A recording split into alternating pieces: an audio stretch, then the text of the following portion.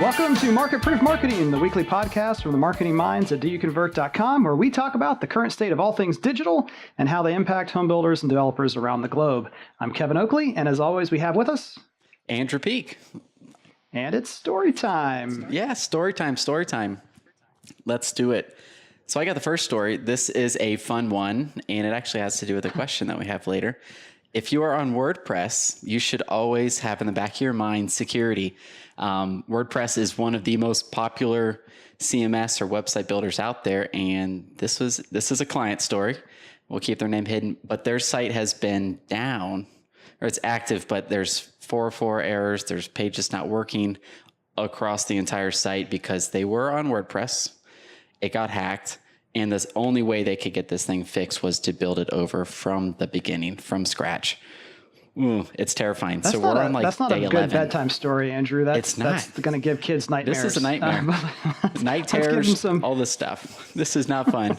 No fun at all. Let's give them some background. So they got hacked. Yes. With some not nice stuff. Correct. Yeah. This is a children's program. We are clean. So we won't tell you exactly what it was, but there was some drug related stuff. There was some adult related content that was showing up on their site. And, someone tweeted us after last week's episode and said, why are you hating on WordPress? Why shouldn't builders use it? And one answer is that it doesn't do a good job of, generally speaking, all the complexities of putting a community and a house, a floor plan, and then a spec home. That kind of nested data structure is not natively really friendly in WordPress. There are some solutions out there. Our folks at O'Neill Interactive have a WordPress plugin. I think Builder Designs is working on one as well, or has one. So it's out there, but security is just really tough because there's so many plugins and different pieces that go into those sites. And we got hacked ourselves about a year and a half ago. So I tell everyone, if you are on WordPress, make sure you grab, there's a plugin that's free called Word Fence. We'll put the note in the show notes, Word Fence.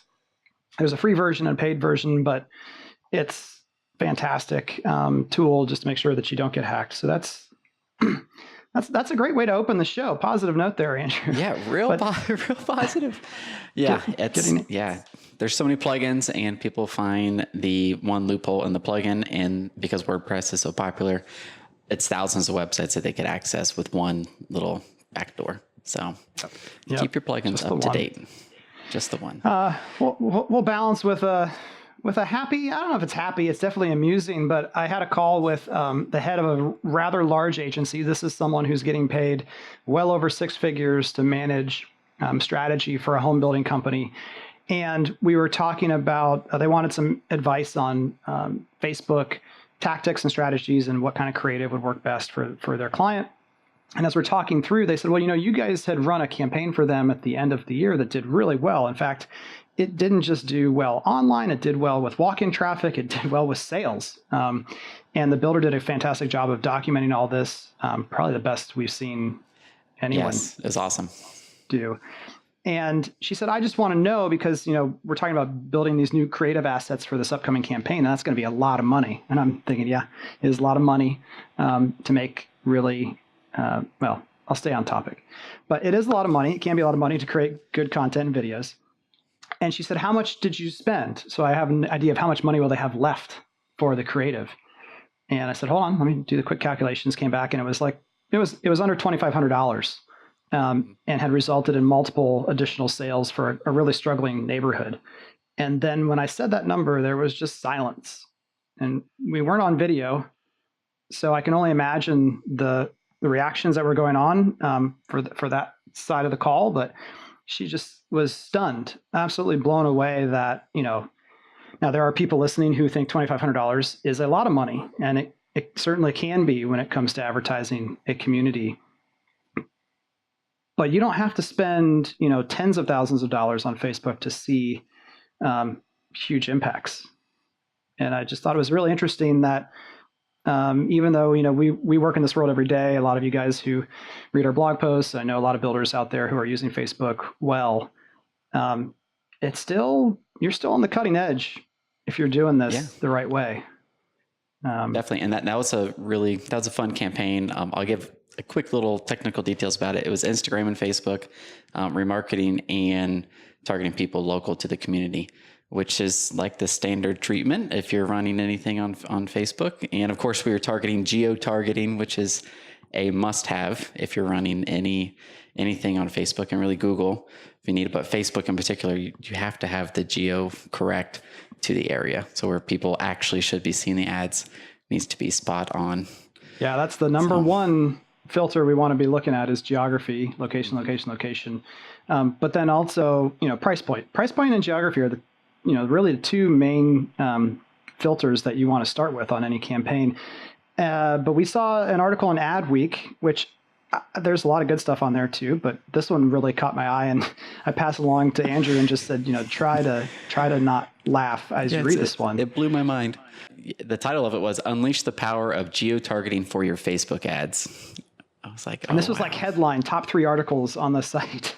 And what a great name. This, again, head of a major branding advertising agency went on to recommend that people do what, Andrew? Use geo-targeting for their Facebook ads, which is like, of course, yeah, that's what we should do. I will give them some, I don't know, some room on the leash. I don't know what to say, but if they're used to talking to people that only run national ads, I guess I could kind of see their perspective, but they're just a little bit out of touch with most businesses run ads to a limited geography. Unless you're like an e-commerce, you're going to be using geo-targeting always. And especially with Builder, you always have to use geo-targeting. You cannot run an ad to the whole United States for Happy Acres community with 150 homes available from the 200s. It just won't work. You'll spend a lot of money and get not much results. Yeah, and even large national companies and campaigns are going to benefit from being geo-targeted and specific in their messaging in some form or fashion. I mean, when I hop on a plane and I go to Edmonton in a couple weeks, or to San Francisco or cold Memphis, when you get off the plane in each one of those areas, as compared to Columbus, Ohio, they are very different. And it's not just the temperature that's different. There's just different. So even if it's toothpaste, I think it's been shown time and time again in different case studies that just making small tweaks to speak to that local audience. Yes, it does take a little more of that creative energy up front, and you're going to have 50 campaigns instead of just 1 or 2, but the results are almost always going to be worth it. Yep. So, all right, story time is over for this week. Let's move on to the news. Fire up the news machine, and article number 1. Andrew, is about what? Yeah, it is about AMP. So it's those little mobile pages that Google wants, but in this case, it is Google using stories, which are on Instagram and Snapchat and Facebook, but they started on Snapchat, and a story is it's almost like a pretty slideshow if you're not familiar with it. So it would be Google implementing those on their search results, which is pretty interesting. What are your thoughts about it? Yeah, well, first, we're talking about AMP, A-M-P, Accelerated Mobile Pages is what it stands for. Google rolled them out, probably 2 years ago or so now. Yeah, that's right. And the idea is Google is going to cache these very basic mobile-centered pages so that they load faster on mobile devices. They're kind of stripped down. In fact, if you go to websites that have a lot of annoying ads, just a tip, if you're on an iPhone anyway, I'm not sure how this looks on an Android device. When you're on the Safari browser and you go to a blog post or an article, in the top left-hand corner, there's this little symbol with multiple lines to the far left of the URL. You push that, and it's going to show you a stripped-down, much easier to read. Oftentimes, it will hide ads or pop-ups and all the other stuff that's really annoying so that you can just see the article. And that's essentially what the AMP pages look like.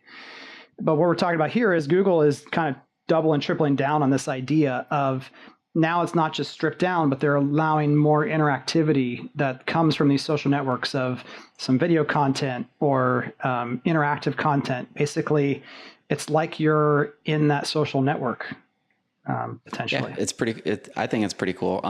What I think will be difficult is you'll need a lot of manpower and graphic designers to actually get those pages done. Because if you're familiar with them, there's a lot of animations, there's graphics, there's background colors, there's the formatting of the text. It's not just a block of text. Usually there's different fonts in there. Of course, it's a lot more exciting to go through that, and you could actually digest more. And I'm willing to bet that the data shows that people consume that longer than just a traditional article. But I think we would have to see. Yeah, no, you can't go out and do this yet. I mean, this is still, they just had a big conference. They unveiled this. They had a couple major brands, $1 billion with a brands who made sample pieces of content like this as proof of concept. So it's not available widely yet, but it is interesting that they are going down this path. And ultimately, Andrew, you're thinking the Google search results, the way they're displayed at some point, they're probably going to change pretty dramatically. Not tomorrow, but some point. Yeah, I'm waiting for them because we have this word which I'm not really a fan of, mobile first. What does that even mean? I don't know, but it's mobile first. But Google, if you think about their search result, is still, how old is that? The design, like the overall usability on it. You scroll down to the bottom, you hit next, you go to the second page. But Instagram, you just keep scrolling forever. Facebook, you keep scrolling forever. So I'm waiting for Google, which is, I thought they were going to do this after they removed the right-hand side column ads, just to have it be an endless feed of their search results. So you would keep scrolling. So you wouldn't be like, okay, if it's not in the first 5, I'm done. That's really the best choices. But you would have a set of ads, you'd have the organic listings, another set of ads, and then you'd keep going to figure out the best page to click on that would answer you. And then alongside that, have images and just more, it would be like a Facebook and Instagram experience, except on Google when you're searching for the answer to a question that you have. Yeah, the grumpy old man and Kevin's going to come out and say, I hope not. I mean, I remember back when Google used to be very conscious, and they still are, how many characters even were on that page, because the idea was just keep it simple, straightforward, just let people get to what they want to. And, maybe when AI gets better about pinpointing exactly what we're trying to get to, so that rich content they're delivering at the top is. But right now, I think I really like, for the most part, the way that experience is separate from Facebook, which is not one of our news stories, but they did, what is it, a million fewer people a day right now are using Facebook. Just they're potentially tiring of it. Still a lot of usage there, but yeah. So we'll keep watching that. Again, you can't do anything with that right now. What's up next?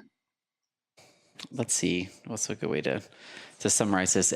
More or less protecting your brand from your ads being on sites and content that you do not like. So this was actually in reference to Unilever, who spends $9 billion with a B in their marketing budget per year. That is just insane to me. That is, of course, they own a lot of brands that they spend money on, consumer packaged products, all that, but $9 billion. And so they're threatening, they have a lot of pull with Google and Facebook to pull their ads if they're being shown against content that they do not agree with.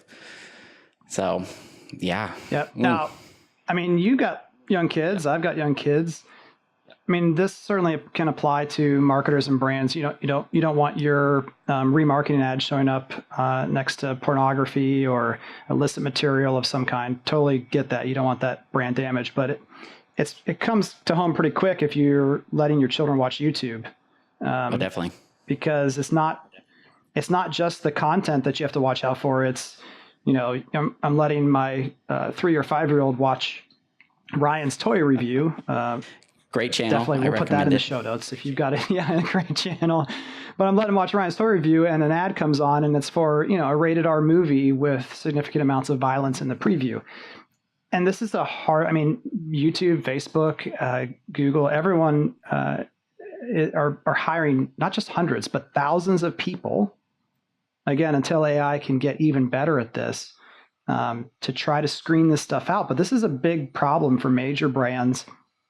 Of just not wanting to be associated with content that doesn't fit the brand that they're trying to portray. Yeah, it's a big thing. And yeah, it goes both ways. You don't want it to be associated on the negative content, just like you mentioned, but also on the other side where you have a rated R movie being shown to a 3-year-old, there's no reason to do that. There's no gain for them. So how can they make the advertising more efficient, but also not put their ad in front of someone that should not be seeing it? So it's a big thing for them to accomplish. Fortunately, if you're using Google Display Network, they do pre-select certain exclusions, and this is at the campaign level. You can exclude adult content, you could exclude live videos, you could exclude a lot of things by default, but you still need to monitor what they call placements, and that's the actual URLs where your website gets shown. And I've seen, I think this kind of cracks me up, where certain accounts exclude content from sites that are on the opposite side of the aisle, which is funny because I'm sure they will not deny that sale from someone who is right wing or left wing, but they won't want their ad to show up on Fox News or MSNBC or whoever.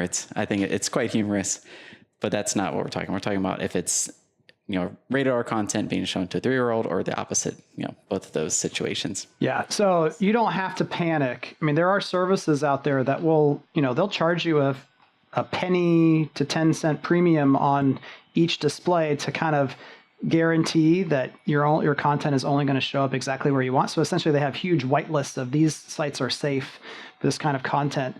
But there is that back end of AdWords for the display network that you're talking about that just a couple clicks of the mouse and you're protected from the vast majority of it.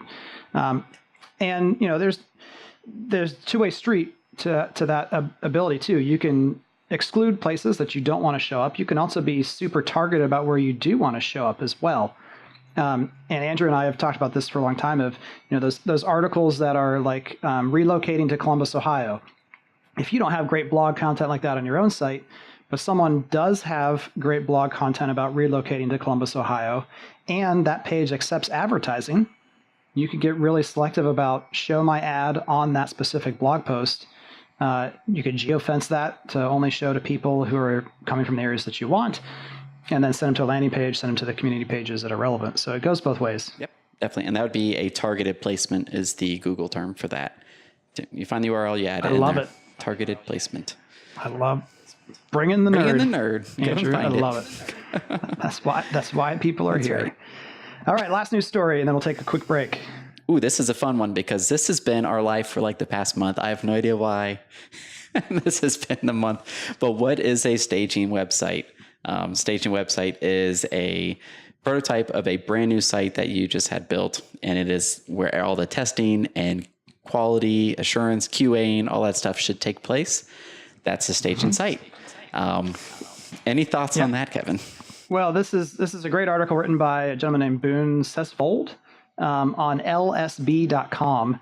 And that's a great brand focused website. A lot of great content there. One of the best events I've ever been to was the BrandWorks conference, which unfortunately they no longer put on in Madison, Wisconsin. But the article really breaks down, and the analogy that he uses, which I love, is, hey, a restaurant does not serve people food that they've never tasted. That would be a disaster. And yet, and by the way, this is not talking about home builder websites. This is just so this is a problem for everyone. And sometimes I'll give a reason why a lot of times this is caused from the client, not just the person building the website too. But just like the restaurant would never serve food that they've never tasted themselves, why wouldn't you make it divert?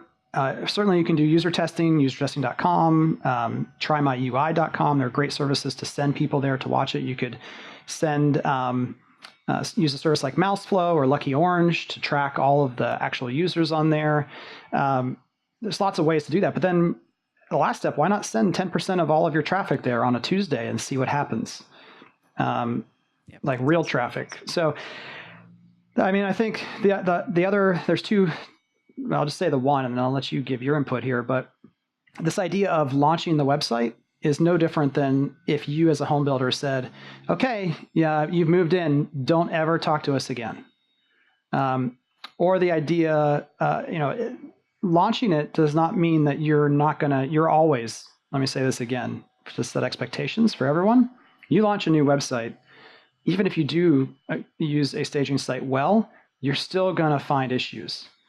But you have to account for that, just like you account for punch-out time on the construction of a home prior to someone moving in. You have to account for that and have it in a schedule so that both the vendor and the client, no one's surprised if the vendor says, hey, I need X, Y, and Z from you quickly so I can fix this issue that we found, and vice versa. It's a two-way street.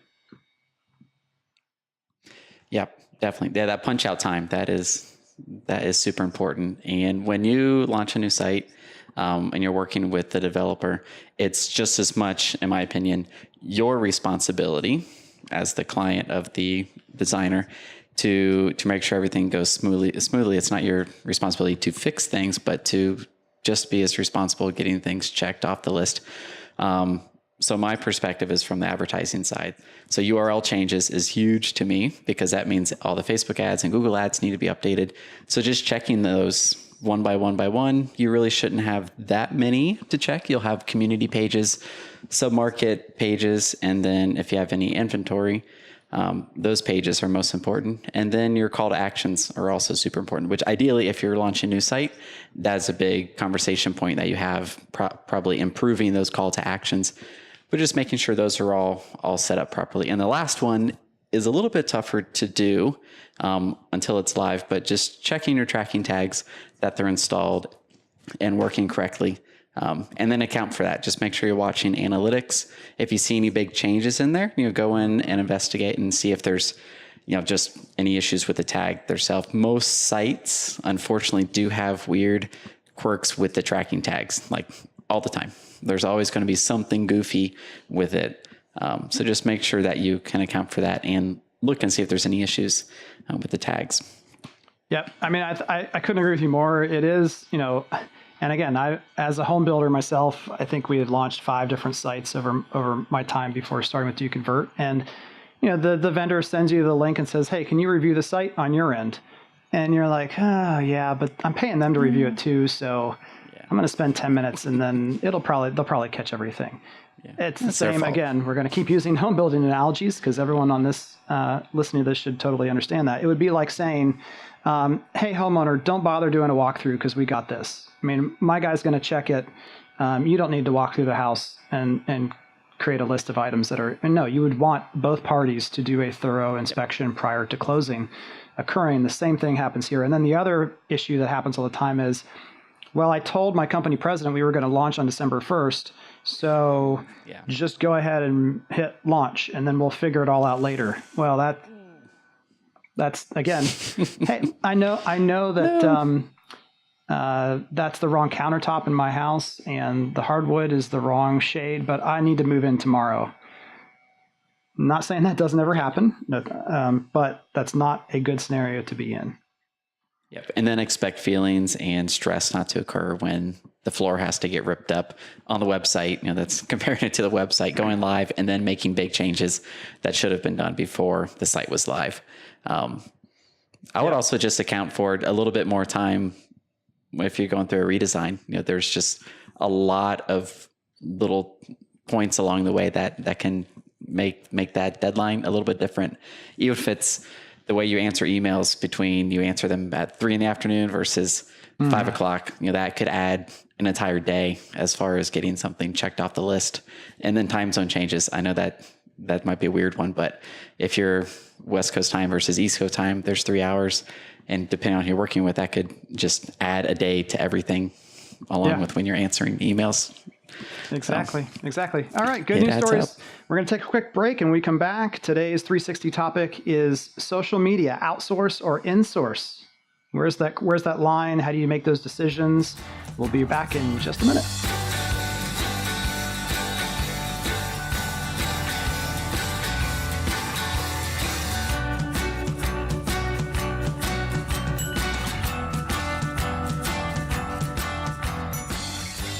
And we're back for this week's 360 discussion topic. As promised, social media. We're going to talk around this kind of higher level, but all the way around in this idea of what do you insource, meaning what do you do yourself as a builder that should never be given to someone else or is best performed by someone in your own company? What's okay to outsource? How do you determine who the right partner is to do that? What are some tools you can use to make insourcing easier? Reputation management, all that awesome stuff we're going to try to limit this one, but let's just talk about kind of the different aspects first, Andrew, of so when we say social media, there's advertising, there's organic, there's all kinds of different pieces to this. If you had to say your own comfort level, where do you draw the line in terms of what you would let an outside party do for you versus making sure that you handle yourself as a home builder? Yeah, I would like the outside party to handle the advertising and leave organic to me. and messaging and actual personal interactions with people on Facebook, leave that, and Instagram, all the channels, leave that in-house, but all the advertising setup, the creatives, so the images, the ad copy is fine with them. Comfort level for me would also having some input on the images to be used. I have a little bias in that, being that I know what the sticking points are for that, but I say specific is terrific. But if you specify what you're looking for in the images, even more so if the new pictures are not on the website, letting that partner who's building those know ahead of time is super efficient for everybody, not only yourself, but for them. And so they could do more for you. So you're saying advertising, images, copywriting, that kind of stuff, organic and direct response to prospects or people asking questions. No, tell me why are you thinking that? So in-house, we should know a lot more about every community, the floor plans, everything that the out-of-house, the partner that we're working with, would have to ask us to get the answer to, or would have to do a lot of research, and hopefully that information is updated on the website to have the correct answer to. So as far as accuracy, I think that we would be much quicker in-house. We'll also have the correct tone and words to use that would be congruent with if they were to pick up the phone, they would have the same type of feeling talking to that person on Facebook as they would calling in. It's hard to do that handoff. I think that's important. The cultural parts of what you're saying. Culture. It's not that everyone's going to say everything exactly the same who works for the same builder, but culturally, what your strong points are. How you win as a home builder, how to position yourself correctly, depending on what someone's asking you about. So I think all those are really, really important ideas. I think I agree with you. What kind of scenario, and I'm putting you on the spot, I know, but is there a scenario, maybe it's by builder size or amount of geography, is there any place where you could see that those lines blurring a little bit, or you feel pretty strongly about that breakdown? I guess if the marketing team was bigger, they could definitely assist with the advertising side. So let's say they were multi-state, lots of divisions, all that stuff. They probably have more than 2 or 3 people on the marketing team. Hopefully they could help with the advertising side, which I'm sure So you're saying more in-source? Yeah, they could do more insourcing. But then also I might be contradicting myself. Because of their size, that builder might have an insane amount of comments to filter through daily. We had one client who had 99 plus comments per day, every single day, which you could argue, hey, that needs to be outside, but you could also go, hey, we could probably hire someone for what we would pay someone to manage this. Like if it takes, honestly, say 3 to 4 hours a day of checking and responding to Facebook comments, and we're going to pay an agency of some sort X amount of dollars per month, could we just have someone full-time in-house that is their job to do that? I think it could go both ways.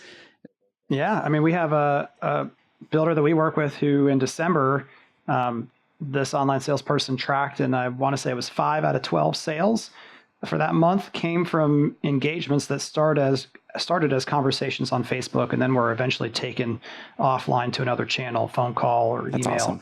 But if that's all outsourced and they're getting the canned answer, and talking with someone else this week, that kind of canned answer response of, thank you for reaching out, someone will be in contact with you shortly, or thank you for reaching out, please call this number or email here and someone will get back to you. That's a waste. May never happen. That's so sad. That's a waste. Yeah, I think one way to put it is, okay, we have X amount of comments per year. If a very small percent, and in our example, we had 5 out of 12 were related to a comment, so that's almost 50%. But let's say it was only 2% of the comments led to a sale. Do that over the whole year, you could go, oh, well, there's the revenue to pay for someone in-house, and even though the percent will be higher. So I don't know. I could easily see that being the investment to bring that in-house if you have the volume where it would take that person that much time to do. But I think you hit on something else, that all comments need to be personable and real and not a canned response for them to be effective. So. Yep. And you hit on something else too in terms of time. So let's how much time let's just pick a fictitious home builder sized organization. Let's say they do 100 homes a year, 100 to 150 homes a year. They're only in one market. They have 10 to 15 neighborhoods in, let's say, 4 different submarkets. How much time from that ad perspective you're talking about, if that person, let's do a timeline here of that person's a novice, how much time is probably going to take them to get up and going? And once those campaigns are generally built and it's about maintaining and creating new ones, how much time are we talking about from the build the ad and place the ad perspective? Yeah. So let's go from the beginning and work backwards there. And I think you said 10 to 15 communities and four submarkets or 5 submarkets. Well, let's say 5 submarkets because that's easy. 5 submarkets, 15 communities, 3 communities per submarket. Easy math. So I would say their setup would probably need to always run 5 ads per submarket. Like that needs to always happen. And they might have like 2 or 3 other campaigns running at a time for slower communities or events. So there's 8 things running per month. Say 2 hours each to build for a novice with the image and then the copy. And I'm biased on this because we launch a lot of campaigns every day and every week. So maybe 3 hours, 3 times 15, or 3 times 8, 24 hours. Yeah, and that's if you're like, watching a YouTube video about how to do this and pausing, trying to do it yourself. Of course, you're going to make mistakes, but in terms of the importance that social media now has in not just driving traffic to your site, also driving foot traffic. We've had scenarios that and other episodes we can get into that prove that foot traffic does happen as a result of social media. You've got all these important aspects of it. Is it more important than spending those 2 hours making flyers on your inventory homes in a PDF format so that someone can print them out and take them to realtor offices by hand? Yes, that is much more important. Yes. Yes, it is. Oh my. So I just wanted to give people a sense of, it might take a long time to get started. That's where, again, a partner that can help you get started in the right direction could be great. I do want to say that if you're, a top 10 home building company in the country, you may still, we're going to give some tools here at the end on ways to help manage comments and that kind of stuff. But the sheer volume, I will share this story. So all of a sudden, my American Express card, I'm getting hit with an extra $750 a day charge from American Express. And I didn't know where it was coming from. And I found out that it was my former employer in Pittsburgh, who still, that card was on file, even though the number had changed twice. Facebook was still billing it as a backup payment option. And so that means that I know that home builder was spending, just in one city of Pittsburgh, $750 a day. And that's a national home building company who's roughly in 45 markets. So 750 times 45, they're probably getting a whole lot of comments. So either you've got to have a team of, 3 to 4 people, maybe just doing nothing but managing that and interacting with that. And scale wise, I'm not saying that there's never a time you don't outsource with a partner, but only when you absolutely have to, in terms of communicating directly with prospects, and portraying your culture and your brand to those people. I think we all agree on that part of it. Okay, so some ways that people can manage all of this activity that's happening out there. What's our favorite tool? Our favorite tool, and there's a lot of them, but our favorite has been Agora Pulse. Weird name, AGORA. Very weird name. We'll put it in the show notes. Pulse.com. And it separates all the comments into like single comments. So you could check this one's dealt with, check this one's done. So you don't have to. The hardest part, I think, with Facebook comments and really Instagram comments are even worse, but they're nested. So you have to go hunting for them if you want to have them. And you can't really rely on the notifications because if you miss one, it could get buried underneath a few other ones. And then that person. Or if a team member is checking in on it, but doesn't respond to it, and you're using the Pages app, then you may think someone else has already handled it. Yeah, it's not good. So this separates them all out, and you could have different team members on the same account, so you could see who did what, and it has a history of the comments. It's actually really cool, and it's not that much money. I think it's around $100 a month. There's a starting package, I think, for $39 for a single user login and like 3 social media accounts. But you can connect YouTube to this, Google Plus, which can connect to my Google My Business. It will alert you when people leave reviews on services like Facebook or Google, YouTube, etc. as well. You can create rules where you can just say, hey, if someone is using 4-letter words that are not kind on my ad, just deal with that or put it in a holding bin so that I can address it when I get a chance to. You can save some scripted pre-written messages so that if we do want you to be personal and whenever possible, but if someone is just asking for the warranty information, having that pre-written out nicely with the number and email address and here's how you get in touch with them, that can save you a ton of time. The package that makes sense for a lot of the people who need a tool like this, though, is going to be that $100 a month package. It gets you 3 team members access who can all share. You can't trick that system really because you have to connect it to a Facebook account to be able to log into the tool. So it makes it a little harder to pass that seat license around and use it with a larger group. But yeah, we've seen a couple of people have really good success. One that you said, I just sent them a congratulatory email because I think it was 2 days ago was the first day that I got an email that said, hey, you have 15 or 18 responses waiting for you in Agorapulse. And so we gave them a big high five. So that's a great tool. But yeah, I think insource as much as you can, guys, because there's the last thing I'll say before your closing thoughts, Andrew, is, the content that you are creating or curating that's being used on social media.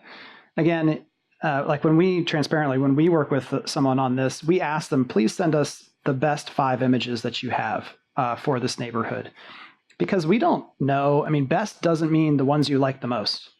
It means the ones that you think are going to inspire the prospects that you want to take action to say, I want to see more about that. So it's not necessarily your best-selling house. Usually has to do with the price and the value proposition. We care about that later. What we care about first is grabbing their attention, getting them to take the next step so that we can tell a deeper story off of Facebook or Instagram. So, but we'd certainly have our own preferences, but we ask the client to help us make those decisions. So even when you're outsourcing, you still have to do a lot of extra prep work to make sure that outside partner is in a position to succeed for you. Yep. Anything else on your end? Yeah, my closing thoughts on this one is, let's say you are managing everything in-house and your company is growing and it's taking more time. You could pinpoint the process that you are weakest at. Let's say it is the ad creation part, the actual making the images themselves. You could possibly outsource that portion and then have the tool in there to help manage comments and really buy yourself time. Let's say that used to be X amount of hours per month, and now you're going to spend $500 per month getting new images in this tool to buy you another 10 hours per week or whatever the time would be. So it doesn't have to be a full-on, hey, we're going from nothing to we're committed with a new agency and we have this tool and now we're spending another $50,000 per year or something to have our Facebook run. It could be something in the middle until you're at the point where you really do need to work with someone at a house for your advertising. Yep. And remember, guys, we did that survey of the top 50 home builders where I personally created a fake account, put pictures, place of employment, all those details so it looked as real as possible, and then went on the top 50 home builders social media accounts and commented on an inventory home post of some kind and said, hey, this looks great, I'd like more information, gave my phone number and email address, and only 5 people reacted or responded to that in any way, including just liking my comment. So 5 out of the top 50. I mean, you guys need to have a tool like Agorapulse or a process in place, because getting people's attention and then ignoring them is not the way to do business in 2018 and beyond. Yep. So if you have any questions that you would like us to ask, email or answer. Well, you can ask the question. We'll try to give you an answer about social media, and what kind of team you need, when to make those decisions. Email show, SHOW, at doyouconvert.com. We'll read any of those questions next week on the podcast. Let's wrap up with a question of the week from that bin of goodness that is at the show at doyouconvert.com email address. This person, oh darn, I didn't grab your name. I'm sorry. I wanted to give you credit. But they did ask the question of, when am I ready for online chat? And I'm going to go give this person the props they're due. I'm going to go find it, Andrew. But what do we think about online chat? When are you ready for that as a builder? Why don't we do that first? Lead us off here while I go find it. Sounds good. Yeah, that's a really good question, because it is a hard question to answer, because I would say it depends. It's not a yes or no. But a big one that I think is super important is when your answered call rate, which if you're using CallRail or any other call tracking software, is consistently over 80%. So that means out of 10 calls, you're only missing max of 2. Which might be like, well, of course we're doing that. But if you don't have call tracking set up, you really don't have the transparency on that. You don't know. Yeah. And you'll just go in there and go, oh, okay, we're missing a lot of calls, because you don't want to miss more calls because you're engaged with someone on the online chat. So that's the biggest one to me. Yep. What are your thoughts on that? By the way, that 80%, I don't care if you have bad cell service. I don't care if the phone doesn't ring. Like, you've got to have that answer rate over 80%. Those of you who work with us are like, stop talking about it. We know. But remember, guys, the phone is the best conversion tool out there. You get someone on the phone with a good online salesperson, 40 to 50% of the time, they can set an appointment. And then 20% of the time or more, that appointment will result in a sale. You just can't ignore that, no matter how many incoming chats you have coming in. Okay, I found it. It was Tammy from Texas. So thank you, Tammy, for sending in the question. Phone calls, number one. Overall response time to emails and form leads that are coming in consistently under 5 to 10 minutes. So again, we're just checking off the basics. Answer the phone, respond quickly to all inbound messages. You can use your CRM to check when the lead came in to the time that first response comes out. Remember, autoresponders don't count for this. That's still important. Autoresponders are necessary, doesn't count. If your current website converts leads above 1.5% of sessions, so we don't want to cover up the mask potentially of a website not getting us the lead conversion that we need to by just adding another opportunity. That can be part of the equation. We want to make sure that we've tried a lot of other things first. In fact, just a client again this week. They've done a great job on some redesign stuff. We've done a lot of user testing. Still, probably because of price point, they're not getting quite as many conversions as they would like, more around the 0.75 range. So we're going to add in online chat, because we have tried. Trust me, we have tried for the last year so many other ways to get that conversion up. So we're going to add that in the mix. But it was one of the last things in. And then the last thing is that your team has the margin. So you're doing all those things great. But if you've got 300 inbound leads coming in and you've got one person a month, you don't have the margin for them to be sitting on the computer chatting with people, because chats can last a whole wide range of times, right, Andrew? That's right. Let's say it could be 10 seconds. It could be up to 30 minutes at a time. And for the chat to work, you need to get that person. I don't know if you've ever chatted with customer service, say even with Amazon, you bought something, was the wrong thing came in, and you decide to go through the chat to get the return started. If they're not super responsive, as in like 1 to 2 seconds after you type in the chat, that person who's on the other side of the chat with you will likely do something else. And then the chat just is much longer than it should be. Yeah, the consumer moves on, then you're ready to start chatting, and they've moved on. Yeah. And it's this whole back and forth of delayed responses. And then all of a sudden you have 10 of those windows up and you're wasting so much time, and then the phone starts ringing, and then everything is just this big mess. So yeah, you need the margin, you need the time to actually do that effectively. We've seen some people turn on the chat after they send like a marketing email out, or like a bunch of personal emails. Yep. There we go. And then they turn it off when they're not ready to. And I think it works well for them doing it in that manner. That is another last important piece, is never have a chat that just says you're not there. You never close for business. So to say someone's not here but still have a chat window up, again, it goes right along with a lot of these chat services are not connected to your CRM. So then that goes into manual entry as necessary by someone else, or converting or importing or exporting. And we know how often that's not likely to occur. So again, using chat selectively can be fantastic. We actually do like chat to convert. The problem just comes in that most people aren't willing to invest in enough human beings to make chat the best, because it's not the best converting method. Phone calls and emails and the numbers that we look at are converting better. Again, to be clear, I'm not talking about not getting quote unquote leads or contacts. You put a chat form on, you're going to get a lot of contacts. You're also going to get a lot of people who leave as soon as you tell them the price range that you didn't show on your website for something, and you tell them, they're going to say thanks and go away. So I think, and I can hear someone's voice in my head saying, yeah, well, and I've experienced this. You do that Amazon return, or you chat with customer service, and the other person is totally not there. Like, I know they're not there, but it says that, Andrew is typing a message to you, and then Andrew says, can I have a few minutes to research this issue? And again, it's a buffer to try to wait until that human being can actually get to me. We're not silly humans. We know what's happening. So yeah, do chat when you're ready, but just make sure you're ready by going through that checklist first. All right, Andrew, let's wrap it up. Where can everyone... Oh, you know what? You've got something coming up next week. Yeah. We should have talked about this at the top of the show. Ooh. What's happening next week with you, Andrew? Yeah. I have a webinar next week with Lasso, and actually I just found it. Dave Betcher will be on with me for a little bit as well. The one and only. The one and only, and it is a webinar next week. I'll be talking about Google Analytics, UTMs, landing pages, everything that you need to know with that, which is a perfect time of year to get started with it. And I'm pulling up the time. Let me pull up here. It is February 22nd at 12 p.m. Eastern time, 12 p.m. Eastern. It will be a lot of fun. I hope you register there. If you go to Lasso's page, you'll find the registration link.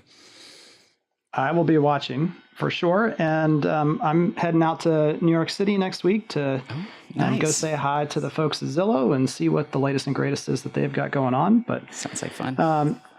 When people want to see what you're doing on the socials, Andrew, where do they find you? Yep, you could find me on Instagram at Andrew Peak DYC, or on Facebook, Andrew Peak. You can search me on there. I have a lot of competition on Google organic. If you search Andrew Peak, there's another guy out there, same name, political guy. So you can't find me on Google except for the second page. Yeah, you can just Google Kevin Oakley. Thank you for the lead in there, Andrew. Jealous. Google Kevin Oakley, or go to doyouconvert.com to get connected to the social channels there. Yeah, there's a former artist, and I think there's a musician, but he must not be very good because I'm still outranking him. You're a better musician. There we go. I like it. All right. Until next time, thank you for joining us on Market Proof Marketing. We'll see you next week.